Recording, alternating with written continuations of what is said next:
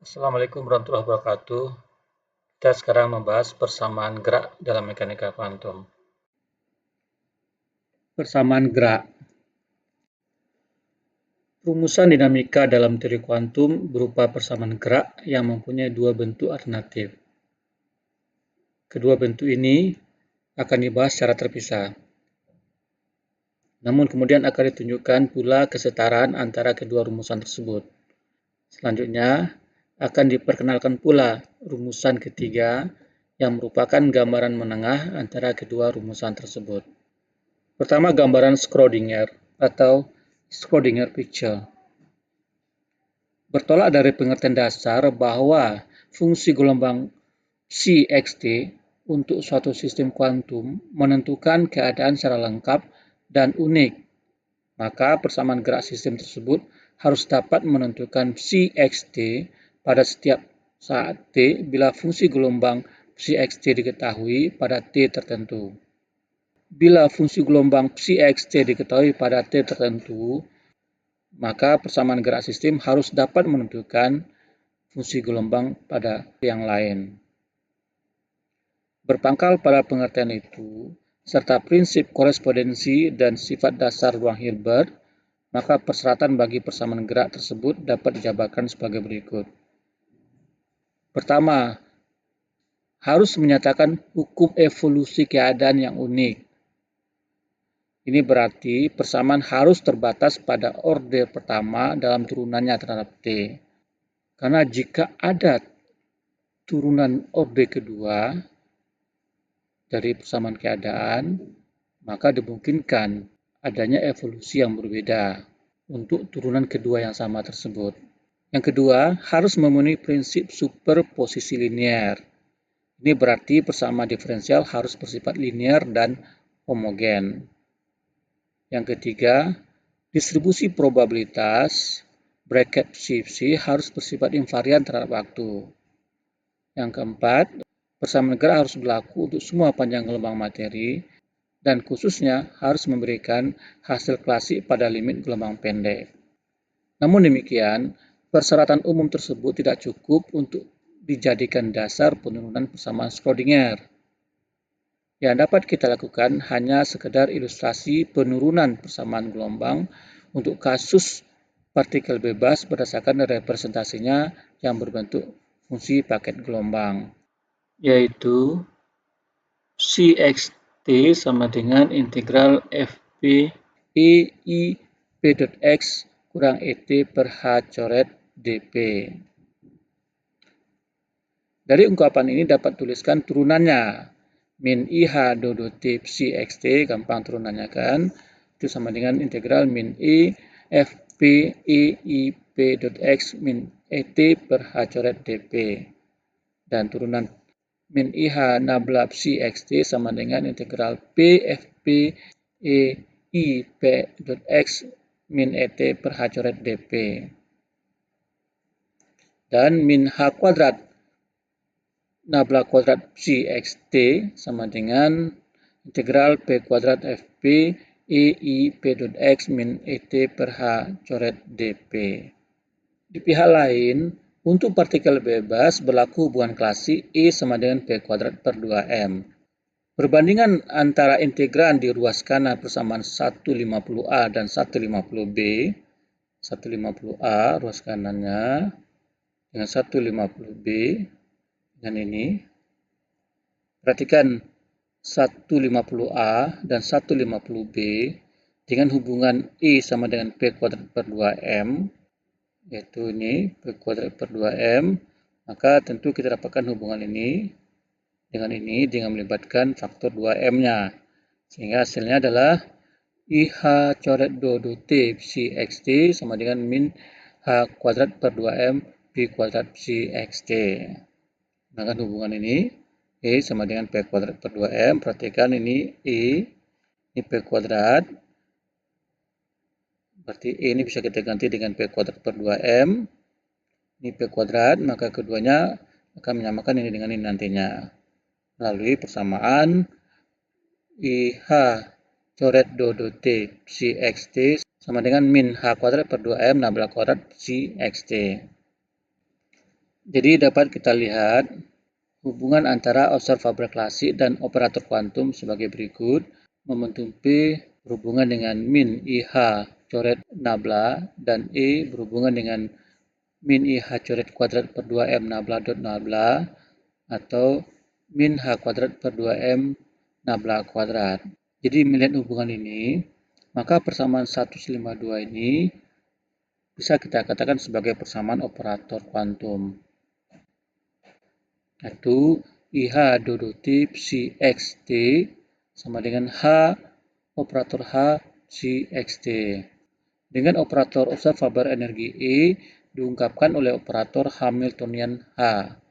H sama dengan min H kuadrat per 2M nabla kuadrat. Di sini kan ini H-nya. Jadi H-nya adalah min H kuadrat per 2M nabla kuadrat.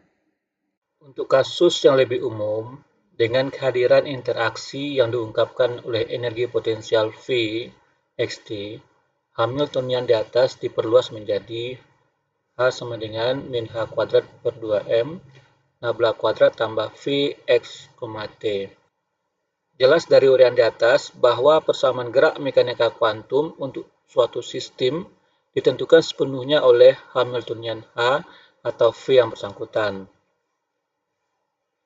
Untuk keadaan atau sistem stasioner, V tidak bergantung pada T secara eksplisit, dan kita dapat menuliskan V sama dengan V X saja. Maka, dengan teknik pemisahan variabel atau separasi variabel, CXT ini bisa dipisahkan variabelnya menjadi perkalian PX dengan TT. Sehingga ini bisa kita nyatakan sebagai perkalian dua variabel terpisah, ini juga bisa dinyatakan sebagai perkalian dua variabel terpisah. Dan seperti yang sudah pernah kita dapatkan di fisika kuantum, kita dapatkan persamaan seperti ini sebagai hasil pemisahan variabel. Jadi, kita peroleh min H kuadrat per 2M nabla kuadrat Pi ditambah VXP sama dengan EPX. Dan I H coret D T dt sama dengan E T T. Nah, solusi untuk persamaan yang ini 155B adalah T T sebanding dengan E min I E T per H coret.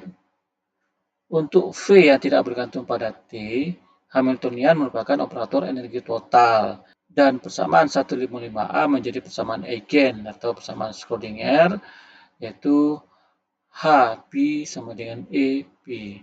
Persamaan ini menentukan spektrum nilai eigen energi total.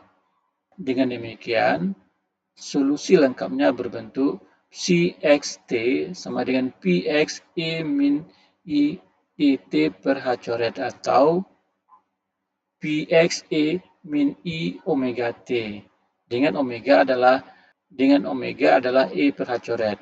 Bentuk rinci dari fungsi Px bergantung pada ungkapan H yang spesifik dan merupakan solusi persamaan 157 dengan syarat batas yang berlaku. Inilah gambaran Schrödinger. Kita dapatkan solusi persamaan Schrödinger yang sudah kita peroleh di fisika kuantum. Gambaran Heisenberg. Dalam rumusan Schrödinger, operator dianggap tetap, sedangkan fungsi gelombang berubah dengan waktu. Dalam rumusan alternatif dari Heisenberg, peranan operator dan fungsi gelombang tersebut dipertukarkan. Artinya sekarang operator yang berubah terhadap waktu dan fungsi gelombangnya tetap. Untuk menunjukkan kemungkinan alternatif tersebut, tinjaulah ungkapan elemen matriks operator Q, yaitu Qij sama dengan operasi. Misalnya Qij itu operasi Q pada bracket Ci, Cj. Andaikan sementara ini bahwa baik Q maupun ket Psi dapat berubah dengan waktu. Hasil diferensiasi persamaan 159 ini terhadap waktu adalah ini. Jadi ini Q.ij sama dengan ddt Qij.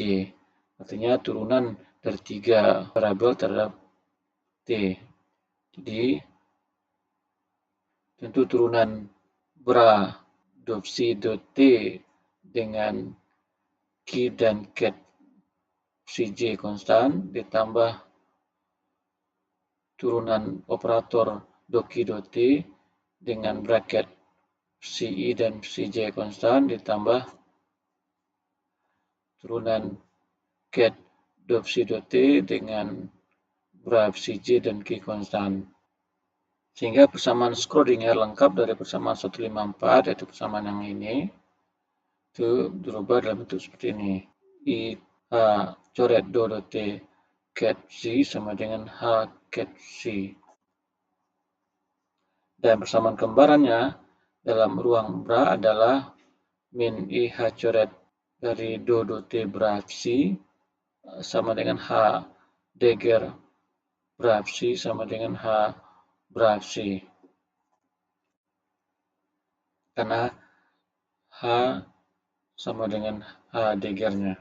Dengan kedua persamaan di atas, ungkapan Q.ij menjadi Q.ij sama dengan H bekerja pada bracket CI CJ dikurang QH bekerja pada bracket CI CJ dikali I per H coret ditambah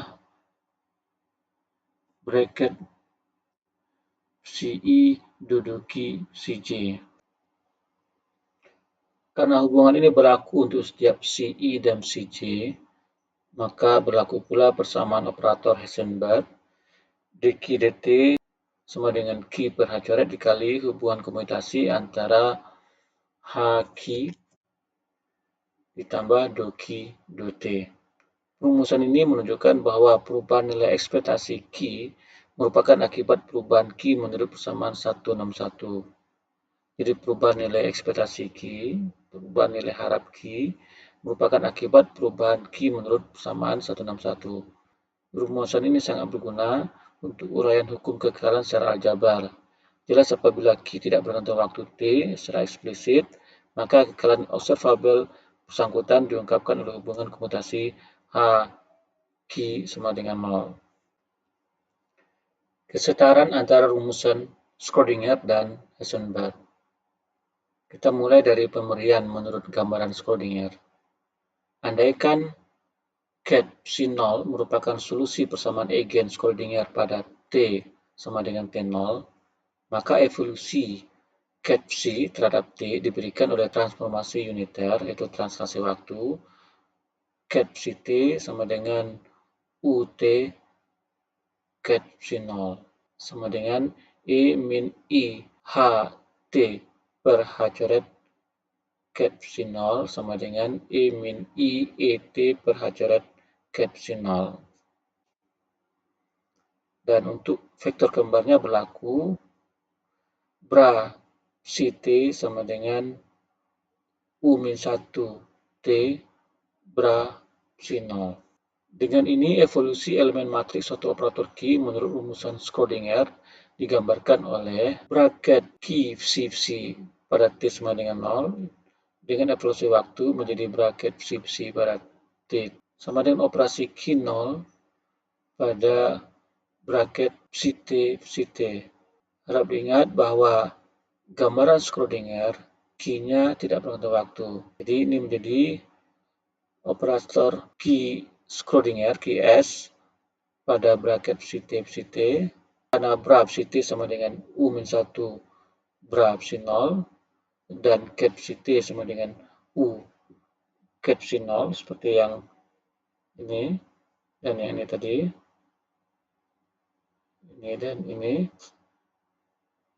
Cat Ct-nya itu adalah U cat C0 dan braf Ct sama dengan U min 1 braf C0. Jadi yang ini saya uraikan begini seperti ini. Ingat dengan Q0 sama dengan Qs. Artinya operator Schrödinger-nya tidak berubah terhadap waktu, operatornya tetap adalah operator berarti sama dengan 0. Menurut gambaran Heisenberg, deskripsi evolusi waktu dialihkan kepada operator Q. Jadi sebaliknya, Menurut gambaran Heisenberg, deskripsi evolusi waktu dialihkan kepada operator key. Jadi evolusi elemen matriks key dituliskan sebagai berikut. Operator key bekerja pada bracket psi t sama dengan 0, berubah dengan evolusi waktu menjadi operator key pada operator key pada bracket psi pada saat t sama dengan operator key t pada bracket psi 0 sama dengan operator Heisenberg pada bracket psi 0 dengan key t sama dengan key Heisenberg. Kesamaan harga ekspektasi dalam gambaran S dan H berarti berlakunya hubungan uniter antara QH dan QS. QH sama dengan QH kita ini sama dengan ini adalah U-1 QSU sama dengan IHT per H coret QS min IHT per H coret.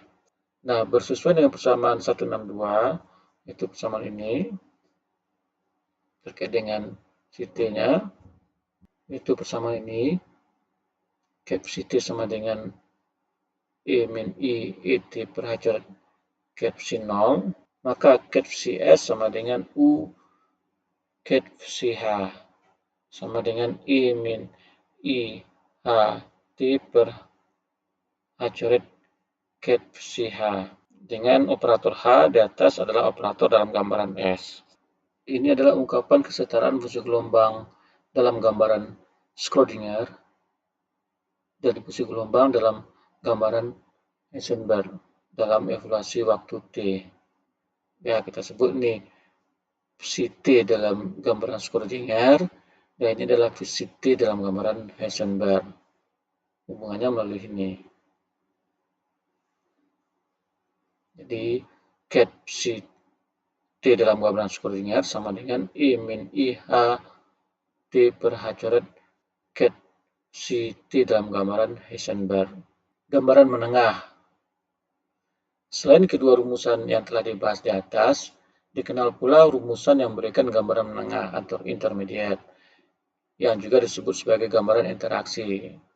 Gambaran ini diperkenalkan secara terpisah oleh S. Tomonaga dan J. Schringer untuk rumusan perturbasi yang bergantung pada waktu dalam kerangka teori medan kuantum dan merupakan pilihan bagi perumusan matriks transisi secara kovarian dalam teori medan kuantum relativistik.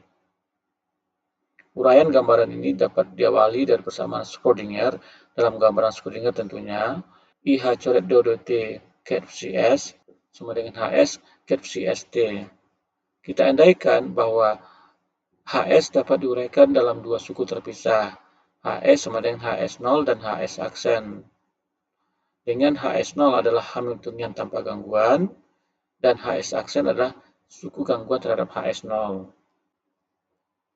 Maka kita dapat mendefinisikan gambaran interaksi atas dasar hubungan berikut. Ket psi I T sama dengan U0T ket psi ST. Jadi ini hubungan antara ket fungsi gelombang interaksi dengan fungsi gelombang gambaran Schrödinger. Dengan Q interaksi sama dengan U0 Q Schrödinger U0 min 1.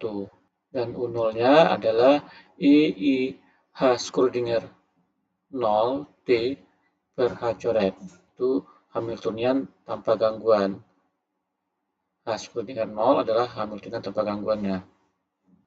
Dengan bantuan 164, jadi identik dengan persamaan ini, kita bisa dapat hubungan seperti ini. Jadi pada persamaan 164, IH coret dot ket psi S T sama dengan HS ket psi ST, maka pada persamaan kita ini untuk interaksi IH coret dot ket psi I T sama dengan HI T ket psi I T. Jadi HI ini, H interaksi ini hanya ditentukan oleh operator perturbasi, makanya H aksen. Jadi HIT sama dengan U0T, HS aksen U0 min 1T. Dengan H aksen adalah pergangguannya. Jadi berangkat dari persamaan gambaran Schrödinger dengan HS diuraikan dalam bentuk operator Hamiltonian tanpa gangguan dengan Hamiltonian gangguannya, maka ini bisa kita rubah menjadi gambaran interaksi. Jadi Cs menjadi Ci, Hs menjadi Hi. Seperti ini. Dengan Ci sama dengan U0T Cs T. Dan Ki sama dengan U0T Qs U0-1 T. Ini hubungannya.